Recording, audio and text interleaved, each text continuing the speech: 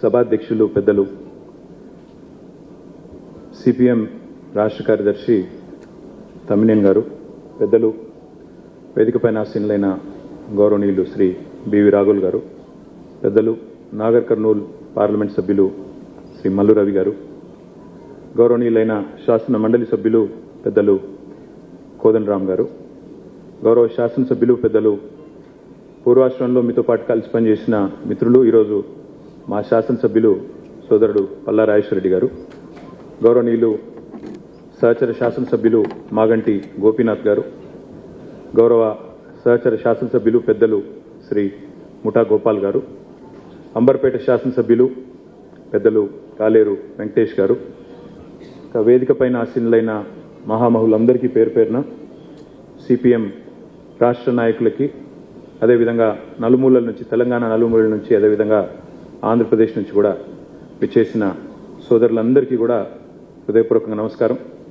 Comrade Sitaram గారికి మరొకసారి మా పార్టీ తరఫున కూడా హృదయపూర్వకంగా వినమ్రంగా వారికి జోహార్లు అర్పిస్తూ, పదవుల చుట్టూ పరిభ్రమించే ఈనాటి రాజకీయాల్లో మరి స్థిరంగా సిద్ధాంతం చుట్టూ నిలబడ్డ నిబద్ధత ఉన్న నాయకుడు గౌరవనీయులు శ్రీ సీతారాం యెచూరి గారు. ఎప్పుడు ఏ కండువా మారుస్తారో తెలియని ఫిరాయింపుల ఈ కాలంలో కడదాకా కమ్యూనిస్టుగా బతికిన ఆదర్శ నేత, ఢిల్లీలో వెలిగిన అసలైన హైదరాబాదీ బిడ్డ యెచూరి గారు. హైదరాబాదీ బిడ్డ అని ఎందుకంటున్నా అంటే, మాకు కూడా పూర్వాశ్రమంలో కొంత కనెక్షన్ ఉంది. అదేమంటే, వారు చదువుకున్నది ఆల్ సెయింట్స్ స్కూల్లో, నేను చదువుకున్నది దాని పక్కనే రోడ్ ఇవతల గ్రామర్ స్కూల్లో. అదేవిధంగా వారి తర్వాత నిజాం కాలేజీలో గ్రాడ్యుయేషన్ చేశారు. నేను కూడా కొద్ది కాలం తర్వాత నేను కూడా అక్కడే చేస్తున్నాను. కాబట్టి అందుకే హైదరాబాద్ బిడ్డ అనే మాట వాడతాం. ఓట్ల రాజకీయం వేరు, ప్రజల రాజకీయం వేరు. మేము ఓట్ల రాజకీయంలో వెనుకబడ్డా ప్రజల కోసం జరిగే పోరాటంలో మాత్రం ముందున్నాం, ప్రజల మనసులో ఉన్నామని ఆయన ఒకసారి చెప్పిన మాట నాకు బాగా గుర్తున్న మాట. నాయకులుగా, పాలకులుగా ఉండి పోరాటాలంటే తెలియని వారు ఎందరో ఉండొచ్చు. ప్రజలంటే కేవలం ఓటు బ్యాంకులుగా మాత్రమే చూసేవారు ఇంకెందరో ఉన్నారు. కానీ ఉన్నత చదువులు చదువుకున్న ఒక కుటుంబంలో, స్వయాన మేనమామగా ఒక ఐఏఎస్ ఆఫీసర్గా ఉన్న ఒక కుటుంబంలో పుట్టి అణగారిన వర్గాల కోసం ప్రశ్నించే గొంతుకగా ఎదిగిన వ్యక్తిత్వం చాలా గొప్ప విషయం అని చెప్పక తప్పదు. పోరాటాల నుండి వచ్చిన నాయకత్వానికి ప్రజల కష్టం, సుఖం, దుఃఖం తెలుస్తుందంటారు. అలాంటి వారిలో యెచూరి గారు ఒకరిని నేను బలంగా నమ్ముతాను.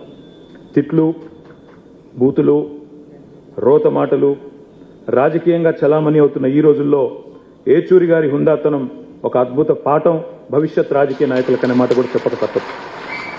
ఎమర్జెన్సీ చీకటి రోజుల్లో, జైలు జీవితం తర్వాత భారతదేశంలో ఆనాడు అత్యున్నత స్థానంలో ఉన్న శ్రీమతి ఇందిరాగాంధీ గారి ముందు నిలబడి ఒక సామాన్య విద్యార్థి నాయకుడు ఒక్క మాట కూడా తొనకకుండా మీరు రాజీనామా చేయండి అని మాట్లాడాలంటే ఎంత గుండె ధైర్యం కావాలో ఒక్కసారి ఆలోచించమని చెప్పి నేను కోరుతాను.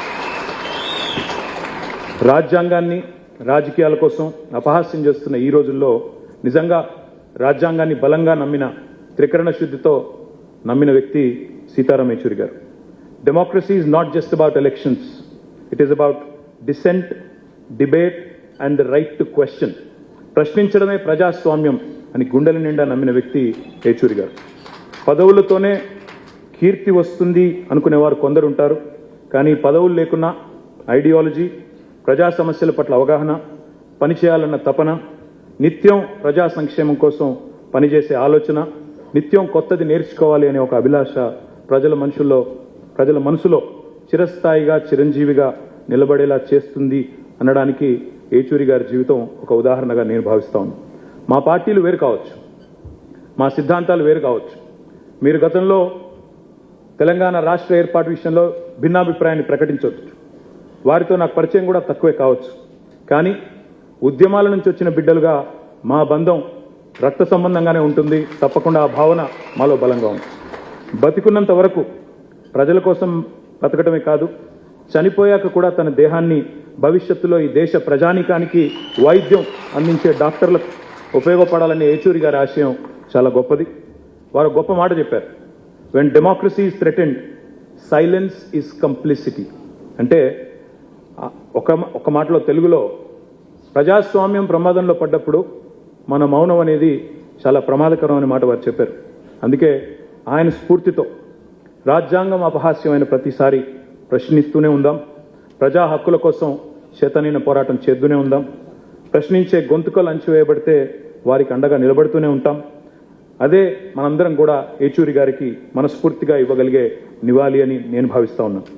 నమ్మిన సిద్ధాంతానికి ఆఖరి వరకు కట్టుబడి పోరాడిన సీతారాం ఏచూరి గారి జీవితం మాలాంటి కొత్త తరం నాయకులందరికీ కూడా ఆదర్శం. ఒక్క మాట చివరిగా చెప్పి నేను ముగిస్తాను. If I ever feel lost in the battle, I will look at Sitaram Yechury garu for inspiration. లాల్ సలాం కామ్రేడ్.